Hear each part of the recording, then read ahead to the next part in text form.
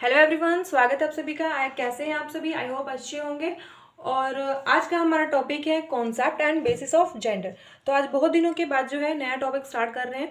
तो अगर आपने हमारे चैनल को अभी तक सब्सक्राइब नहीं किया है तो सब्सक्राइब कर दीजिए, लाइक कर दीजिए और शेयर कर दीजिए ताकि अच्छी से अच्छी वीडियो जो है आप तक पहुँच सके। तो सबसे पहले हम इसमें क्या जानने वाले हैं, मीनिंग ऑफ जेंडर स्ट्रैटिफिकेशन, कि लैंगिक असमानता होता क्या है। ठीक है, यानी कि लैंगिक असमानता किन किन के बीच होता है। तो यहाँ पर सबसे पहले देखिए अर्थ। अगर हम लैंगिक असमानता की बात करें तो लिंग के आधार पर स्त्री पुरुष के बीच उनके कार्यों और अधिकारों में पाई जाने वाली असमानता या भिन्नता लैंगिक असमानता या स्त्रीकरण कहलाती है। यानी कि स्त्री और पुरुष के कार्यों और उनके अधिकारों में पाई जाने वाली जो असमानता है उसी को लैंगिक स्त्रीकरण कहा जाता है। यानी कि इसी को जो है असमानता कहा जाता है। जैसे कि पितृसत्तात्मक समाजों में स्त्री को पुरुष की तुलना में निम्न व कमजोर समझा जाता था। आज के टाइम में अगर बात करें तो ऐसा नहीं देखा जाता, बट अगर हम पुराने समय की बात करें, सोसाइटी जो थी वो पितृसत्तात्मक थी। उस टाइम में जो है स्त्री को सिर्फ उसको घर के कार्य करने के लिए रखा जाता था। उसको जो है किसी भी प्रकार के घर से बाहर का कार्य करने का अधिकार नहीं था। वो घर में चूल्हा चौका करती थी, खाना बनाती थी, सिर्फ उसके कार्य जो है यहीं तक सीमित थे। तो इन्हीं के आधार पर जो है भेदभाव किया गया है, यहाँ पर असमानता देखी जाती है। नेक्स्ट देखिए, अब है टाइप ऑफ जेंडर स्ट्रैटिफिकेशन, यानी कि लैंगिक स्त्रीकरण के प्रकार। फर्स्ट पॉइंट है मौलिक सुविधा असमानता। तो यहाँ पर जो है मौलिक सुविधा असमानता का क्या अर्थ है, बेसिक फैसिलिटी इनइक्वालिटी, यानी कि क्या क्या असमानता देखी जाती थी। अगर हम बात करें पहले के टाइम की तो यहाँ पर होता था जो स्त्री और पुरुष होते थे उनके बीच में जो है अनेक प्रकार की असमानता देखी जाती थी। तो उनमें से एक है मौलिक सुविधा असमानता, यानी कि जो उनके मौलिक अधिकार थे। तो स्त्री को जो है कोई भी ऐसा सुविधा प्रदान नहीं किया जाता था जिसके जरिए जो है वो आगे जाके कोई कार्य कर सके, अपनी पढ़ाई लिखाई कर सके। स्त्रियों का काम था सिर्फ घर में चूल्हा चौका करना, घर के कार्य करना, बच्चों की देख रेख करना, सबकी सेवा करना।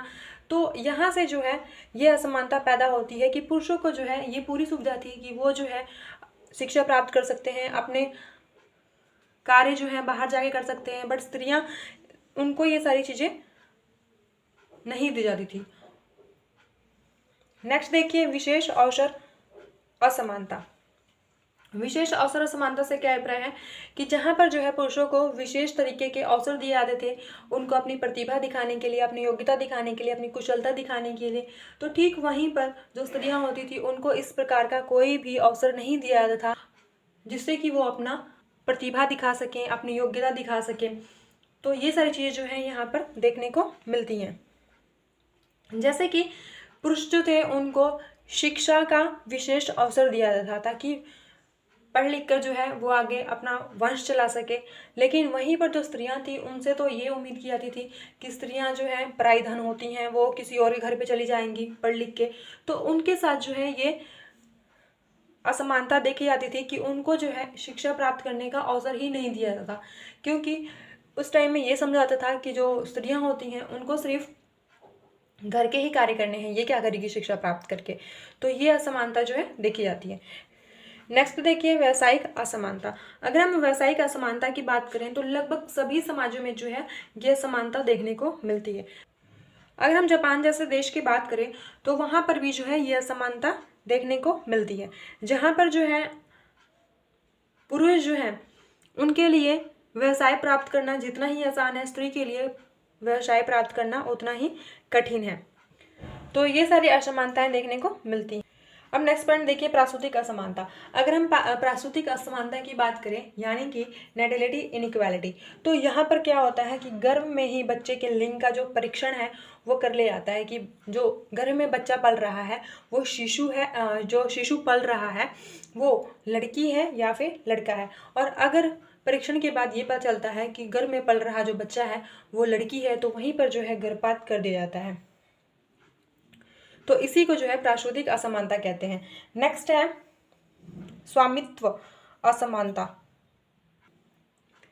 स्वामित्व तो असमानता से आप समझ सकते हैं कि ऑनरशिप इनइक्वालिटी, यानी कि अनेक समाजों में जो संपत्ति है या फिर संपत्ति का जो स्वामी कहें वो ज़्यादा से ज़्यादा जो है पुरुषों को बनाया जाता है स्त्रियों की तुलना में, यानी कि स्त्रियां जो होती हैं उनको बहुत ही कम स्वामित्व दिया जाता है, जिसके कारण क्या होता है,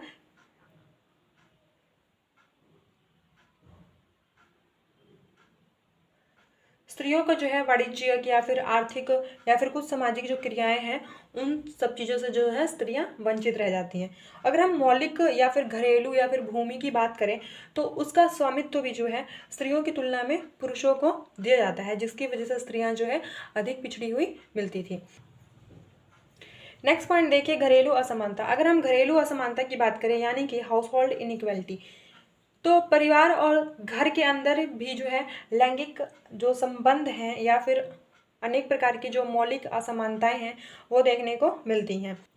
घर का जो पूरा कार्य होता है या फिर देख रेख होता है या फिर बच्चे का पालन पोषण हो, इसका पूरा दायित्व जो होता है वो घर की महिला पर होता है। अधिकांश देश में क्या होता है कि जो पुरुष होते हैं वो किसी भी प्रकार की मदद जो है इस प्रकार के कार्य में स्त्रियों की नहीं करते।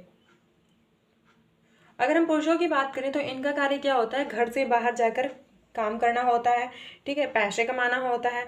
यह एक ऐसा श्रम विभाजन है जो कि स्त्रियों और पुरुषों के बीच असमानता को पैदा करती है।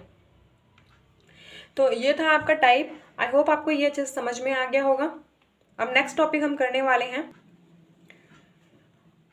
Forms of sexual stratification in India. तो इसको जो है हम नेक्स्ट वीडियो में करेंगे। अगर आपको हमारी वीडियो अच्छी लगती है तो प्लीज़ चैनल को लाइक करिए, चैनल को सब्सक्राइब कर दीजिए, लाइक कर दीजिए और शेयर कर दीजिए ताकि अच्छे से अच्छी वीडियो आप तक पहुंच सके। Thank you.